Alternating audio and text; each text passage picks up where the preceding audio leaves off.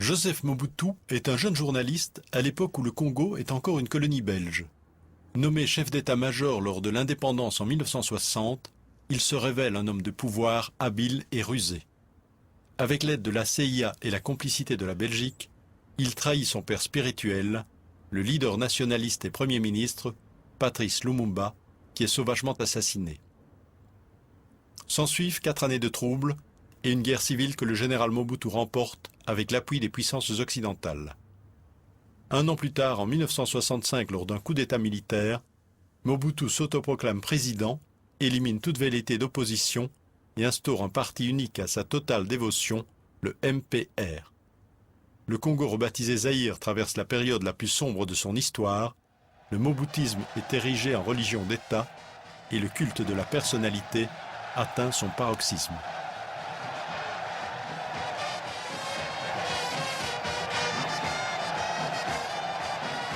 Le mot bouddhisme, ça se résume en ceci. Les enseignements, la pensée et l'action du président fondateur du MPR.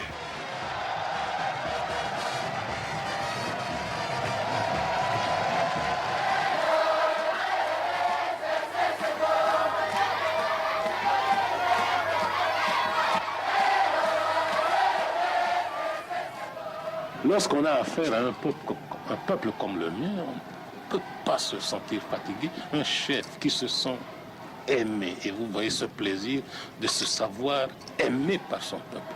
Je ne dis pas adoré pour ne pas exagérer. Se savoir aimé, ça fait plaisir. On se tuerait pour ce peuple.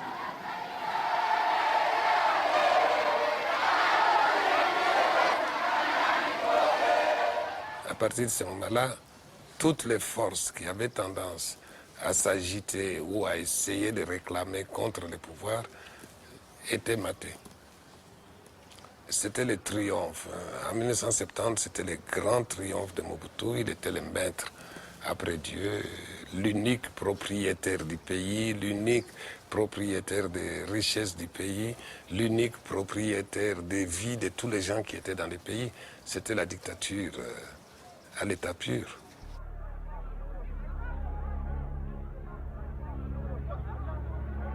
À l'université, Mobutu est publiquement bravé, l'épreuve de force est engagée.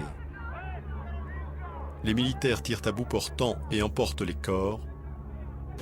Personne ne saura jamais combien de morts il y eut, où et comment les étudiants furent enterrés.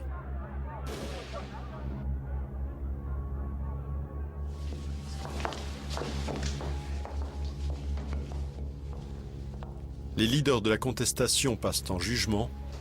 12 d'entre eux sont condamnés à perpétuité.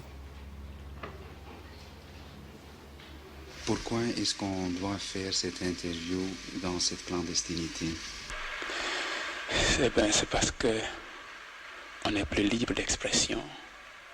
Ce qui fait que si on doit le faire dans un lieu où passerait tout le monde, vous serez victime d'expulsion, tandis que moi, je moisirais certainement en prison ou même être décapité.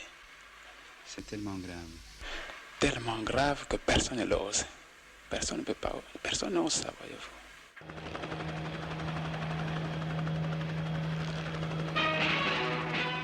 2 ans plus tard, les étudiants récidivent. Le président Mobutu fait fermer l'université et incorpore les 2000 étudiants dans l'armée.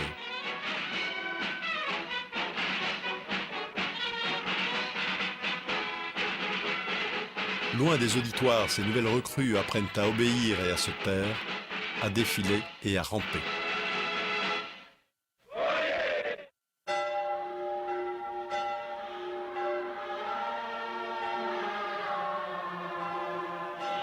Après l'université, c'est au tour de l'Église d'oser émettre des réserves et de critiquer le parti État et son président fondateur.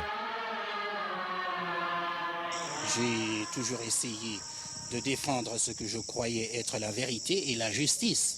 Ça, je l'ai toujours fait depuis l'indépendance jusqu'à aujourd'hui, répondant à cela, à ma mission, n'est-ce pas, qui est de défendre les faibles, défendre les pauvres. J'ai toujours prêché la vérité et la justice. Et vous n'entendez pas que les responsables de l'Église se mêlent de la politique? Il n'en est pas question, c'est inadmissible, inacceptable. Si ça se fait en Belgique, si les curés se mêlent de la politique chez vous, tant mieux, mais ici, chez moi, pas question. On ne peut pas mélanger les deux choses. Même le Christ lui-même était formel. Hein? À Dieu ce qui est à Dieu, à César ce qui est à César. Monseigneur Maloula, peu de temps après, est envoyé en exil auprès du Saint-Siège à Rome.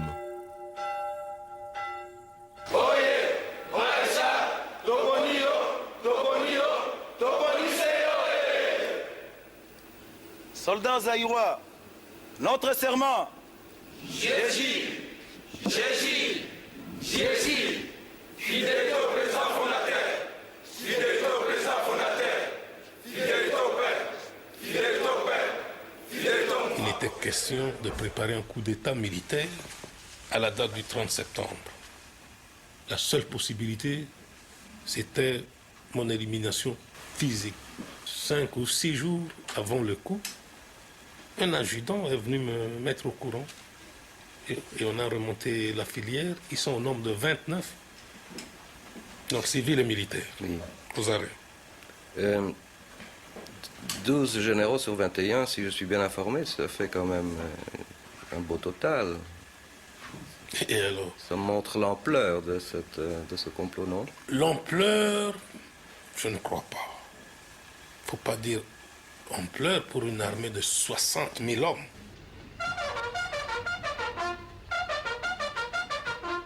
Alignement. Gardez-vous.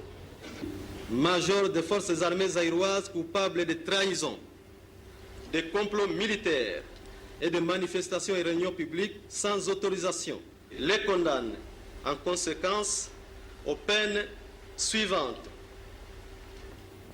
À la peine de mort pour trahison, à la peine de mort pour complot militaire, à 5 ans de servitude pénale principale pour violation de consignes.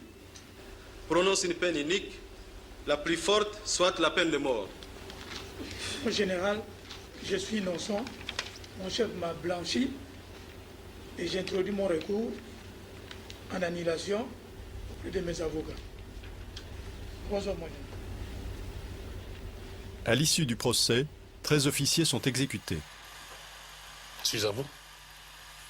Il y a quelques années, lors du procès de la Pentecôte, comme on l'a appelé, vous m'avez dit, dans une interview que j'ai eue avec vous, il fallait poser un exemple. Je suis le chef du confrère.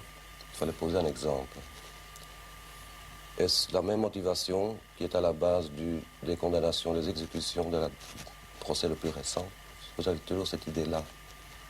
C'est cette idée-là que vous partez. Je ne sais pas. Mais je dois vous dire tout de suite là que des situations de ce genre seront toujours, mais sans pitié, mais avec rigueur réprimée. Ça, c'est moi qui vous le dis. Et je le dis même brutalement. Plus de clémence, comme vous l'aviez savé. Parce que nous savons d'où ça vient. Voilà. Sur le plan intérieur, si au Zaïre de Mobutu, il y a une chose qui marche, c'est au moins les services de sécurité. Et ça, c'est vrai, c'est une machine, c'est un appareil qui fonctionnait parfaitement et qui, par conséquent, qui tenait les gens. J'avais effectué plusieurs missions en secrète de régime de Mobutu. Et plus particulièrement sur ce lieu où je suis actuellement, comme ici par exemple. Et j'atterrissais sur des missions qui me concernent directement. J'atterrissais ici pour le transport des prisonniers qui étaient assassinés. Et d'habitude, ces prisonniers venaient de ce côté. Le bâtiment que vous voyez là-bas, grillé, des endroits où les cadavres étaient gardés. Ceux qui voyaient à l'époque les hélicoptères sillonner le fleuve dans la nuit D'autres croyaient que c'était une surveillance nocturne de notre frontière avec le Congo. Ce n'était pas le cas, c'était exactement les largages des cadavres humains, des personnes exécutées par les services secrets de Mobutu. Et après chaque vol de largage des cadavres humains, dans la nuit, les gardes du corps de Mobutu, ces agents de sécurité, nettoyaient l'hélicoptère complètement pour éviter les moindres traces du sang qui pouvait couler sous les bâches, parce que les cadavres étaient emballés dans des bâches. J'ai su tout cela, mais nous ne pouvions pas parler, au risque de mourir. Au risque de mourir. Parce que bon, il assassinait, hein, aussi facilement qu'on écrase un insecte. Donc nous avions besoin de vie, nous avons besoin de vivre.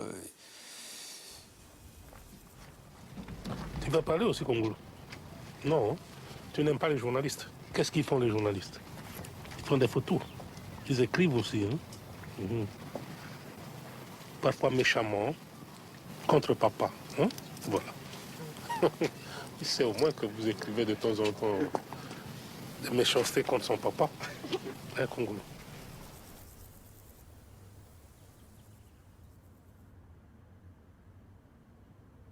Fils bien-aimé Jean-Paul, tu es déjà à l'âge de comprendre certaines choses, et même plus, surtout pour la vie de celui que tu as connu comme père, et dont les premiers ennuis et soucis ne sont pas seulement d'ordre familial. Tu peux reconnaître et distinguer des personnes qui s'acharnent à la disparition de notre clan, et surtout de cette œuvre que je compte laisser à travers l'histoire, autour de notre nom, ton nom. Sache qu'ici-bas, au niveau où nous sommes arrivés, nous avons beaucoup plus d'ennemis que d'amis.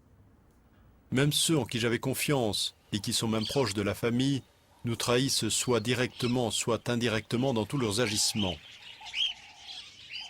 Toute la haine dont des milliers de personnes nous portent, ils en sont en grande partie les générateurs. Et ce qui se lit sur le visage n'est pas toujours le reflet de ce qui se passe dans le cœur. Sans toutefois oublier que le danger nous guette, je compte sur toi pour surmonter les événements avec calme. Réconforte mamie et la famille. Je t'appellerai demain dans la soirée. Courage, papa.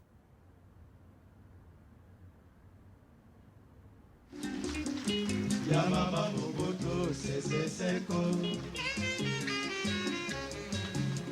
Ikambo ebandaka bakongo na zai Opesaka kisana banae Citoyenne Mama Mobutu Akokisi bambula tuku misato Na mibale tokembisa ye Tubengaka ye mama dokumu ya mboka Zaire. Entre deux pas de danse, le président, aux côtés de sa femme Marie-Antoinette, savoure le succès et la reconnaissance que lui confèrent les dignitaires de l'ancienne puissance coloniale, le royaume de Belgique.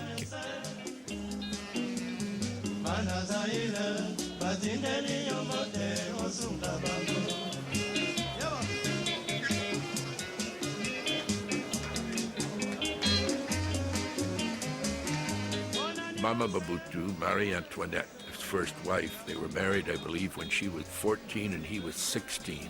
She was extremely influential. She was a very strong woman.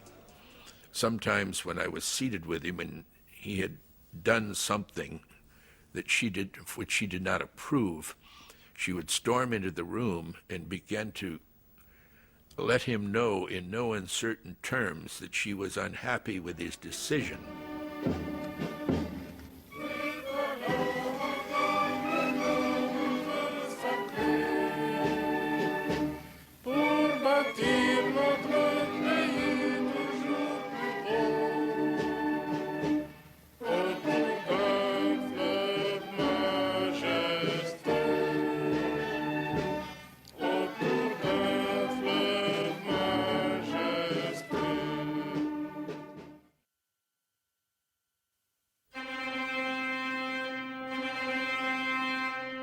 Quelque temps après le décès de sa première épouse et quelques jours avant l'arrivée à Kinshasa du pape Jean-Paul II, Mobutu se met en règle avec Dieu et son peuple il se marie avec une institutrice, Bobby Ladawa, son ancienne maîtresse avec laquelle il a déjà 4 enfants.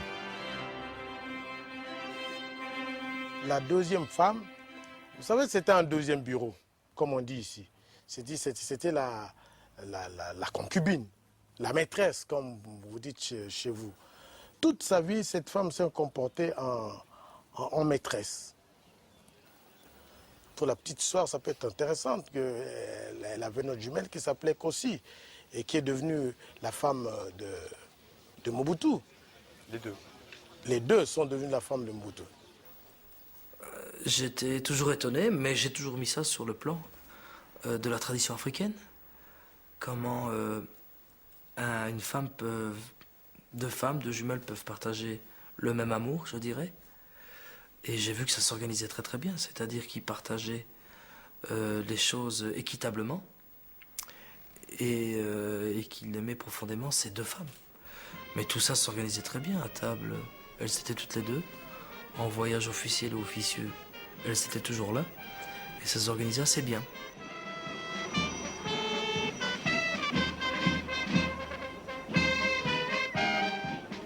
Il a eu un rapport avec les femmes qui étaient des rapports intimement complices. Et toute sa vie a recherché de manière presque forcée, presque, comment dire, presque orgiaque, la présence des femmes. Je connais beaucoup de choses sur le plan de la sexualité du président Mobutu, mais il aimait beaucoup les femmes. Un peu comme tout le monde, hein, mais il allait plus loin que cela. On peut aimer les femmes, mais il allait plus loin que ça. Donc, et ce qui est plus grave ici, je politise l'affaire, c'est que il est allé pratiquement avec toutes les femmes de ses collaborateurs. C'est grave. Et moi-même, j'étais ambassadeur à Paris. Il a fait la cour incroyable avant mon épouse. J'ai vu, nous étions au restaurant, il s'arrangeait toujours pour que mon épouse soit dans son environnement immédiat. Il la prenait, moi je voyais, mais je faisais semblant de ne pas voir. C'est gênant. Il a beaucoup utilisé les femmes, notamment les femmes des autres, pour affaiblir leur mari et donc devenir plus puissant. Ah oui, bien sûr, bien sûr. Comment? Il prenait la femme d'autrui, bien sûr. Il prenait la femme d'autrui, il affaiblissait le voisin, et surtout les voisins qui lui faisaient ombrage. Et bon, il devenait plus fort. Mais quand tu prends la femme du voisin, tu sais tout du voisin. Vous savez, un homme qui sait que son épouse a été avec le chef est diminué. Diminué totalement. Le faisait-il pour savoir tout ce que ses collaborateurs faisaient? En le sachant par le biais des épouses? C'est possible. C'est possible. Pour asseoir son pouvoir, pour tout savoir. Vous savez, le président était un adepte extraordinaire de l'information. Il voulait tout savoir. Premier travailleur du pays, Mobutu Sese Seko dirige un Zaïre riche de ses minerais, or, diamants, cobalt, et surtout le cuivre de l'ancienne union minière coloniale, rebaptisée Gécamine.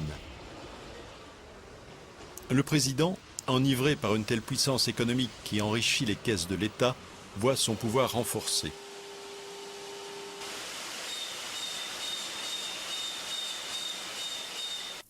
Il conçoit de pharaonesques projets industriels pour le pays, devenu un nouvel Eldorado pour affairistes internationaux. C'est l'époque des éléphants blancs, ces travaux gigantesques qui vont remplir les coffres de grandes sociétés internationales et les poches de quelques notables mobutistes. Il a la chance d'avoir un cours du cuivre extrêmement haut, de sorte que toutes les difficultés possibles peuvent être réglées par cet argent de l'État qui coule à flot. Et ça va monter à la tête de Mobutu. Mais trop de facilité va aussi engendrer la corruption.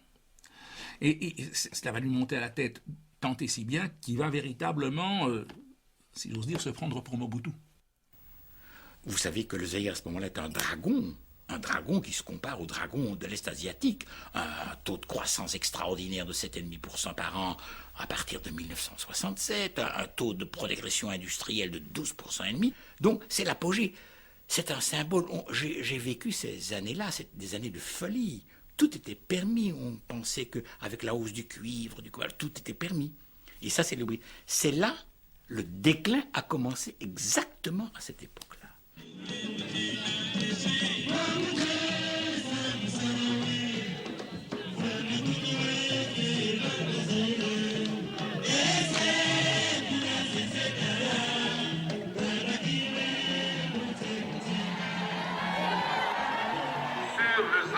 Financièrement malade, beaucoup de médecins se penchent, chacun avec son diagnostic et ses recettes thérapeutiques. Qui pour un traitement de choc, qui pour une chirurgie radicale. Nous ne sommes pas des mendiants parce que nous reconnaissons nos dettes. Notre pays ne peut pas être condamné suite à une baisse inhabituelle et imprévisible des cours du cuivre. Nous avons une politique et des perspectives. Et ceux qui nous feront confiance ne seront pas déçus. Au moment où Mobutu est justement sur sa lancée de plus en plus autoritaire et d'idées de grandeur de plus en plus affirmées, que les choses vont devenir de plus en plus difficiles et que l'État va être de moins en moins bien géré. La tête va lui tourner, le cou va lui gonfler, et il va à ce moment-là s'engager dans un cycle de mauvaises décisions. Bon, et leur tournant à cet égard-là, essentiel, c'est la fameuse zaïrianisation. La zaïrianisation, qu'est-ce à dire? Lorsque j'ai dit zaïrianisons, c'était quoi? Je concevais mal qu'un étranger, belge, français, hongrois, viennent s'installer ici pour revendre aux Zaïrois la bière qui sort des brasseries de Kinshasa et gagner de l'argent là-dessus, vivre là-dessus. Vous êtes chef d'une entreprise. À 8 heures du matin se présente un général, un colonel ou un courtisan quelconque de sa cour qui vous dit « Monsieur, remettez-moi les clés de vos bureaux, remettez-moi vos comptes en banque, remettez-moi vos véhicules, remettez-moi tout ce que vous avez et allez vous faire pendre. » Les favoris du régime recevaient des entreprises.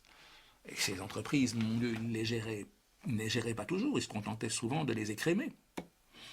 Les voitures de l'entreprise devenaient leurs voitures, la trésorerie de l'entreprise devenait leur trésorerie, et donc ça a donné un coup de force à la corruption considérable, cette zaïrisation. Ah oui, mais ce n'est pas un mal propre à la République du Zaïre ou aux seuls Zaïrois. C'est un mal qu'on trouve partout, dans n'importe quel pays au monde, même chez vous. Qui nous a appris la corruption? Je crois que c'est vous autres. Je vous parle ici franchement. Ce n'est pas un mal, une nouvelle invention du Zaïre. Donc, c'est de l'importation. Pourquoi nous combattons ce mal d'importation? Cet exercice d'autocritique lui plaisait dans la mesure où ça lui donnait une sorte de crédibilité au niveau de l'opinion nationale et même au niveau de l'opinion internationale. Mais il faisait tout pour que ça ne soit pas suivi des faits. C'est ça le problème. J'ai mis surtout l'accent sur les valeurs morales qui commencent à faire défaut dans notre société. Le Zaïrois est un peuple déiste et puis qui a commencé depuis quelques années à abandonner ses valeurs morales, spirituelles et puis à aimer de plus en plus l'argent, des richesses et puis certains facteurs extérieurs de richesse et puis le m'as-tu vu. C'est l'ensemble de tout ce comportement, de cette attitude que j'ai dénoncé. D'abord, c'était sa tribu et puis sa famille. Tout ça, ce sont les étapes qu'il a connues. Une cour d'abord diversifiée, une cour régionale, une cour ethnique, une cour tribale, etc. Et puis familiale. Quels étaient les privilèges et les habitudes de cette cour? L'argent, le commerce, l'argent, le diamant, l'or, l'argent. Oh oui, j'étais là pour l'argent, Je faisais tout pour que Mobutu demeure éternel, hein. Absolument. Ah, moi aussi, à l'époque, hein, je n'étais pas dans la cour, je n'étais pas de la cour aussi, mais je faisais tout pour qu'il demeure éternel. In fact, a word was coined, a kleptocracy, a Greek word which means a government by theft, coined, I think, uniquely for Zaire. The corruption there was from top to bottom, from top to bottom. Quand il avait besoin d'argent, il demandait au Premier ministre « Donnez-moi 1 million ». Le Premier ministre disait au gouverneur de la Banque centrale, le président demandait 2 millions, le gouverneur de la Banque centrale sortait 3 millions. Voilà. Lui, il n'avait reçu qu'1 million. Le Premier ministre recevait 1 million aussi, le gouverneur 1 million. En demandant 1 million, 3 sortaient de la banque. I think there became a confusion, perhaps in Mobutu's mind, as to, l'État c'est moi. He was the government, therefore the treasury was his piggy bank. He could, again, we go back to the tribal chieftain. It's my impression that tribal chieftain always had the best hut or the best home in the village. They had the most wives, they had the most chickens or the most goats. He was also so clearly a man who had amassed a fortune for himself from all aspects of economic life in Zaire. He'd accumulated wealth that I have no reliable way of estimating, but I can tell you that it is often considered to be as much as 3 or 4 billions of dollars that he had in accounts elsewhere.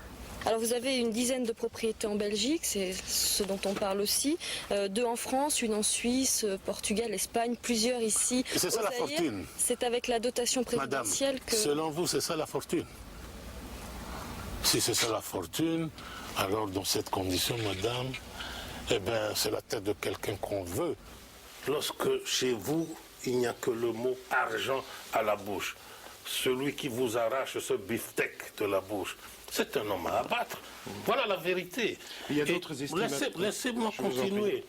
Et vous tournez autour du pot la fortune du président Mobutu. La fortune du président Mobutu, c'est plus que la dette du Zaïre. On ergote autour de ça. Soyons sérieux. Et ne tournez pas autour du pot la fortune du président Mobutu. La fortune que vous avez tirée du Zaïre, c'était par Léopold II qui nous a spoliés, qui nous a pillés. Voilà, ce n'est pas Mobutu. Ce que j'ai fait pour mon pays, toute ma jeunesse, toute mon énergie, vous voulez expliquer à ce peuple par vos écrits, il le fait pour l'argent. Faire ce que j'ai fait, ce n'est pas pour l'argent, mon cher ami. Je le fais parce que par nationalisme, par patriotisme. En pleine crise économique, en collaboration avec des industriels allemands, Mobutu inaugure un ambitieux programme spatial dans l'est du Zaïre. 8, 7, 6, 5, 4, 3, 2, 1, 0.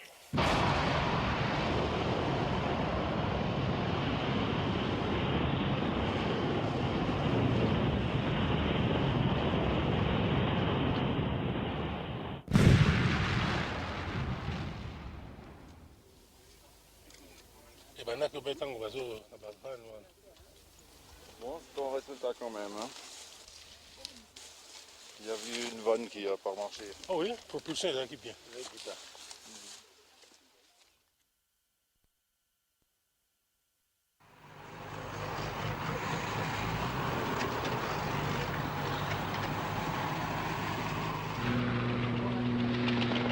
Des opposants zaïrois en exil attaquent le sud du territoire à partir d'un pays voisin. Sérieusement ébranlé, le commandant suprême des forces armées zaïroises descend sur le terrain des opérations. Il vient galvaniser ses troupes et jouer aux héros des grandes guerres, devant les caméras de la télévision. Il n'a jamais été un chef militaire dans le sens du terme que nous donnons en Occident. D'abord, il n'en avait pas reçu la formation. Il a reçu comme formation gradé comptable dactylographe. Donc, il n'a jamais eu un cours ni de tactique, encore moins de stratégie. Chaque fois qu'à la tête de ses forces, il a voulu réduire une rébellion, une mutinerie un peu organisée, chaque fois il s'est fait battre à plat de couture. Et chaque fois il a dû faire appel à des conseillers extérieurs. Donc il n'avait, sur le plan militaire, absolument aucune compétence. Mais de nouveau, comme chef africain, il avait indiscutablement du courage. Il était sportif et courageux, mais n'était pas capable de diriger une armée. Officiellement, pour protéger la population européenne, la Légion étrangère saute sur Kolwezi. À nouveau, le régime et le président Mobutu sont sauvés de justesse. Mobutu, pour éviter la défaite totale, avait été obligé de tuer, de faire massacrer les Français, leurs épouses, leurs enfants qui étaient à Kolwezi, pour obliger Giscard à intervenir. Et Giscard est tombé dans les panneaux, il est intervenu, il ne pouvait pas faire autrement, les pauvres. Et Mobutu a été sauvé grâce à cela. France, oyez! Giscard, oyez! Zaïre, oyez! Amitié France-Zaïre, oyez! Je vous remercie.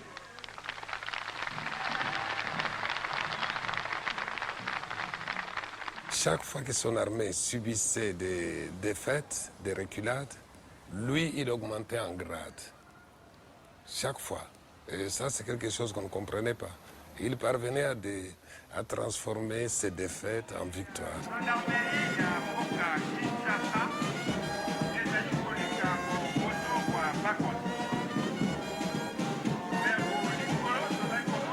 Président de la République, président fondateur du parti, commandant suprême des armées, magistrat suprême, les titres officiels de Mobutu s'accumulent mais ne le satisfont pas. Il rêve d'être président à vie, ou mieux, roi du Zaïre. Mais prudent, le général de corps d'armée Mobutu, qui a remporté 3 victoires extérieures sur l'ennemi, se fait désigner maréchal du Zaïre par la hiérarchie militaire. Selon une tradition bien établie, un chef militaire qui est fait maréchal se doit de choisir une devise. C'est ce que j'ai fait. Et j'ai voulu rester dans la ligne du mouvement populaire de la Révolution. Voici ma devise. Toujours servir.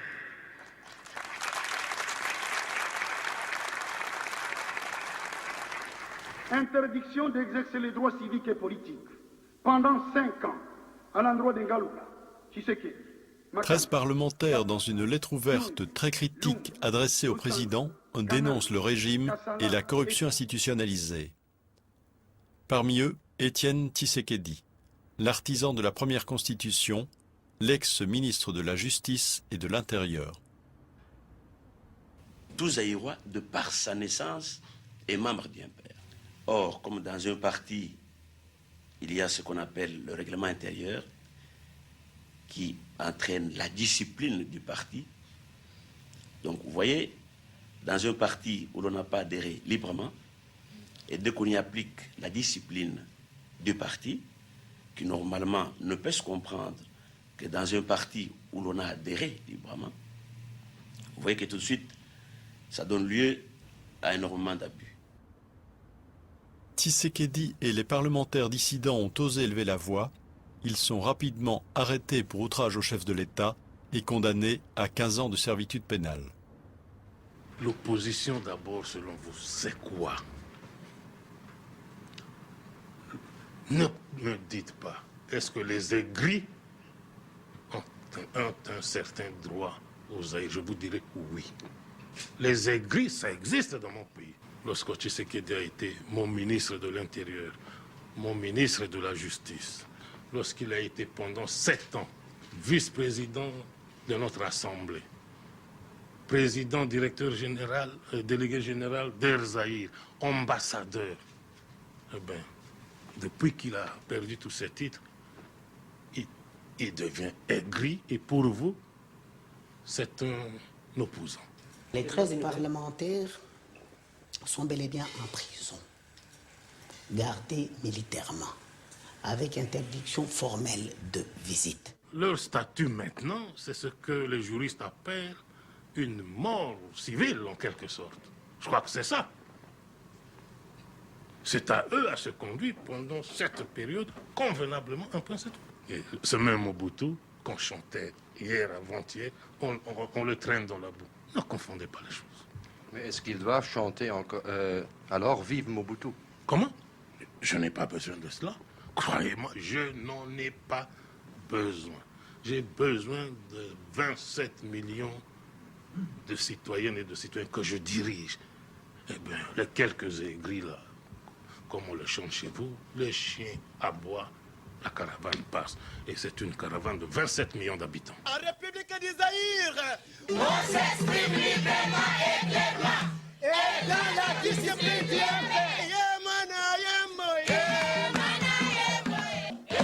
fidélité, oh fidélité, maman, à mon boto,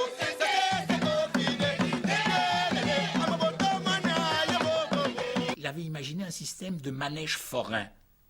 On rentrait dans le manège, dans les chevaux de bois, et puis alors, plus on rapprochait de l'axe, plus on avait les pouvoirs.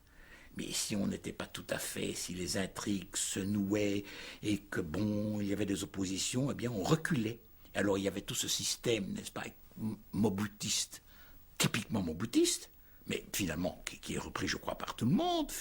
C'était la promotion, la permutation, la rétrogradation, la mise en réserve de la République, l'exclusion jusqu'à aller dans les limbes, vous savez, d'une ambassade lointaine peu rémunératrice, et puis on était finalement toujours récupérés.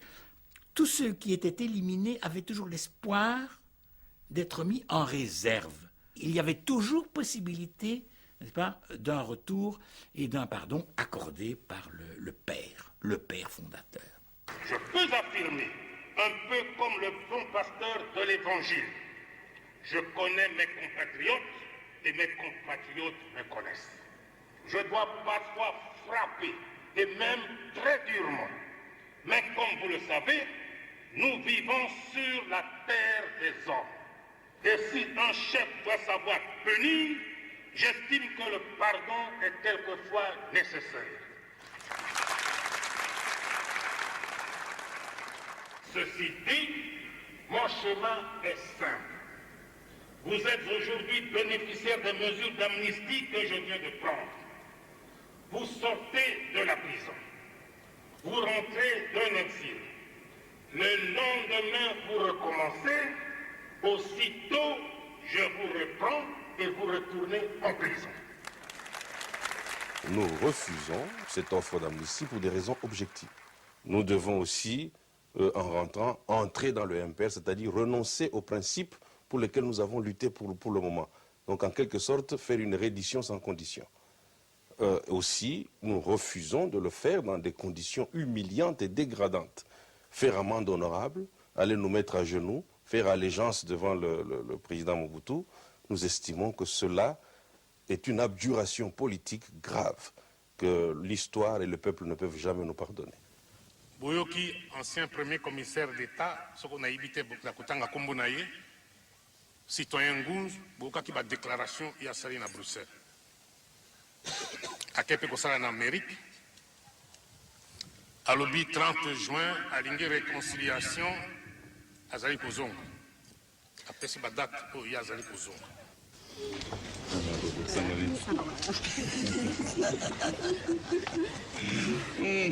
BV, la réconciliation nationale réalisée, je suis prêt à donner ma contribution sans réserve. Du service politique, au plus haut niveau. Au plus haut niveau, c'est pas moi qui le décide. Mais je peux rendre service à n'importe quel échelon.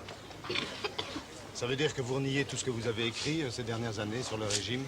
La réconciliation, d'après le Robert, dictionnaire, le meilleur dictionnaire de la langue française, c'est l'acte qui met ensemble des partis qui étaient en conflit. À partir du moment que vous utilisez le mot réconciliation, il faut être conséquent avec la langue française que vous utilisez. Mobutu n'est plus l'incarnation du mal zaïrois pour vous? Mobutu est le président du Zaïre. C'est clair. Lorsqu'on se considère comme chef, on doit aussi pardonner, on doit aussi parfois oublier, madame. C'est ça. Pourtant, certaines personnes vous ont traîné dans la boue, en Occident notamment, je pense à Nguza Karlibon, et vous avez pardonné. Ah ben, j'ai pardonné, madame. Il était condamné à mort, ben, je l'ai gracié. Il est libre, il est avec moi pour des raisons qui lui sont propres, que je connais. Voilà tout. Pourquoi pardonner à des gens qui vous nuisent? Oh, madame, voyez-vous, dans mon cas, où on est chrétien, où on ne l'est pas. On m'a appris à pardonner et je dois le prouver. Vous savez, le président Mobutu avait du monde politique un peu une vision de joueur. Vous savez, je crois que pour lui, la politique, c'est un jeu. Et j'ai cru aussi, j'ai appris aussi qu'il était lui-même un grand joueur de dames. Il paraît qu'il était très fort quand il jouait aux dames. Il trouvait difficilement des adversaires pour le battre. Eh bien, je crois qu'il avait conçu l'ensemble de la vie politique comme un jeu. Et que lui, c'était le grand joueur. Et que les acteurs étaient des pions. C'est vrai qu'il lui appartenait de déplacer en fonction de ses jeux, de ses intérêts, de ses stratégies.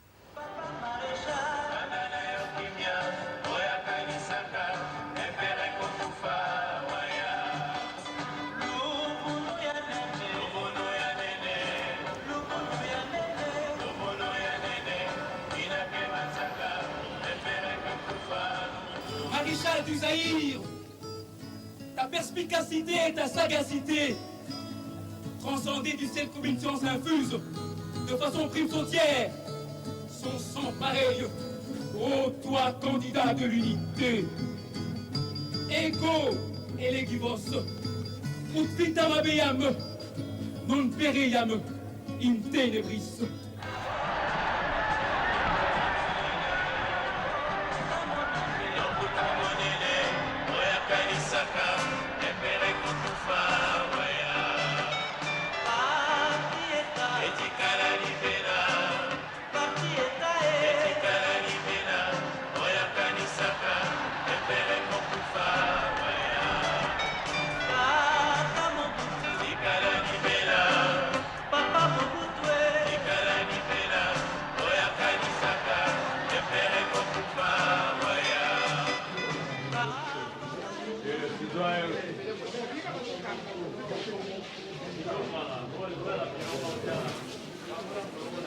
Comme tous les 7 ans, Mobutu, seul candidat, se présente aux élections.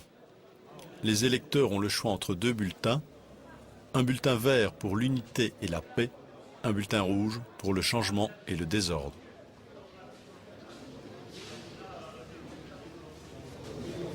Présenter des bulletins rouges dans certains coins de la République, mais c'était considéré comme de la provocation pure et simple.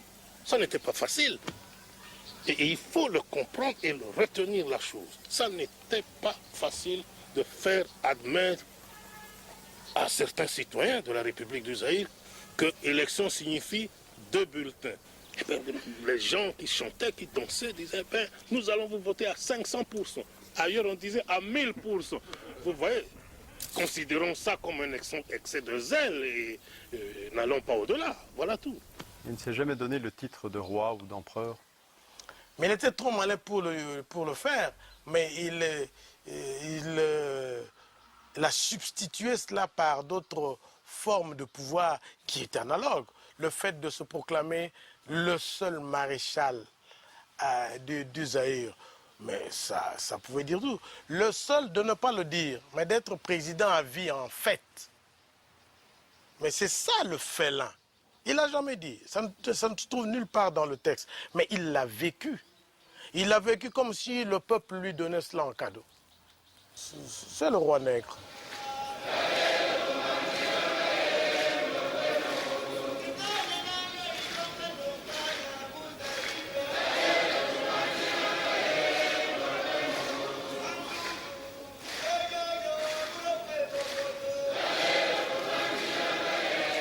Élu à l'absolue unanimité des suffrages, Mobutu légitimise sa dictature lors d'une rituelle prestation de serment en présence de tous les corps constitués de la nation zaïroise.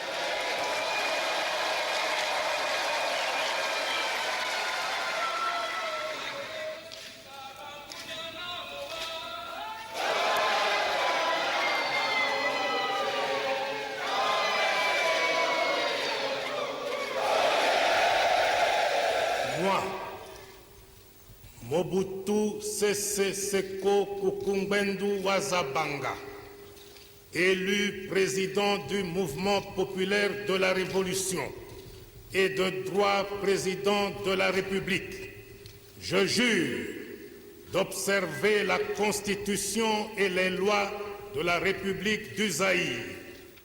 Au nom du peuple zaïrois, dont nous sommes les témoins en vertu de la Constitution, et en notre nom personnel, nous vous adressons nos félicitations les plus chaleureuses et les plus déférentes et vous réitérons notre attachement.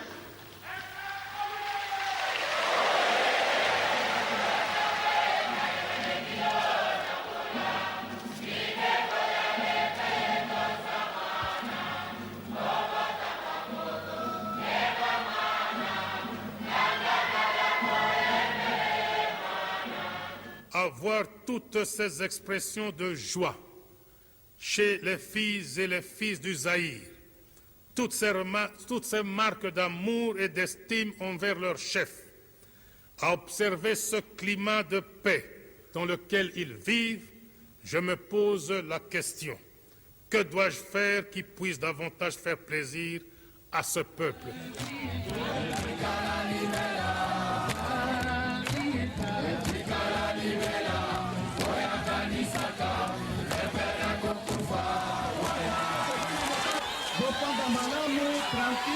Tombola ezali kaka kokontinue bana mobali lelo tozali na esengo monene ndenge mama na papa baye tobeta maboko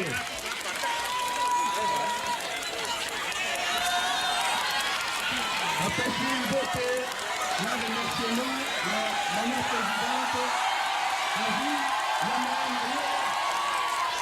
nous avons dit la récolte primaire au Sambia, à Outi, pour gagner. La maman.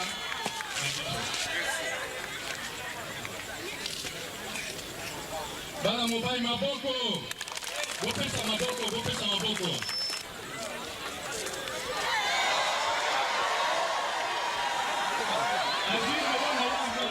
Sikoyo, batata bamama bandeko, biso paso totala na ngambo ya cité. Bakopeta moto wana o boyebi mbula na mbula 84 ezalaki 87 ezalaki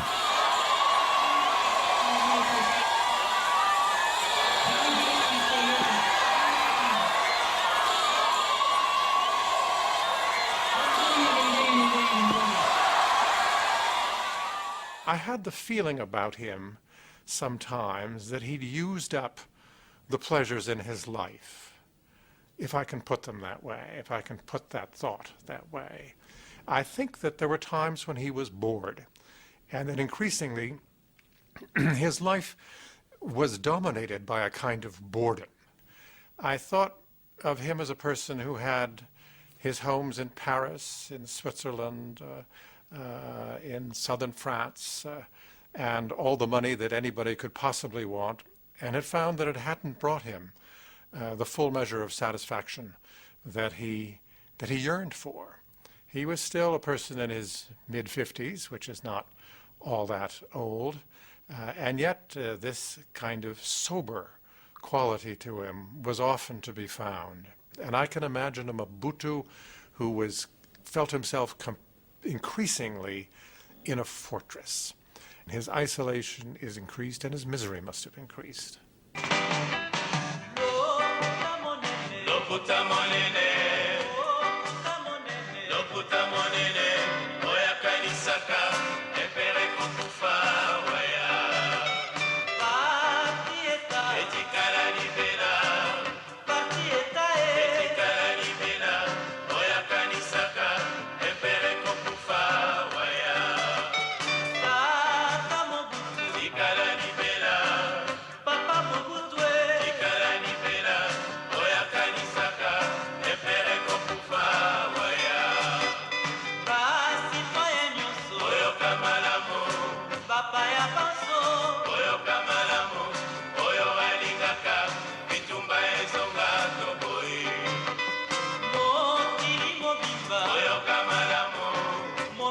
mobimba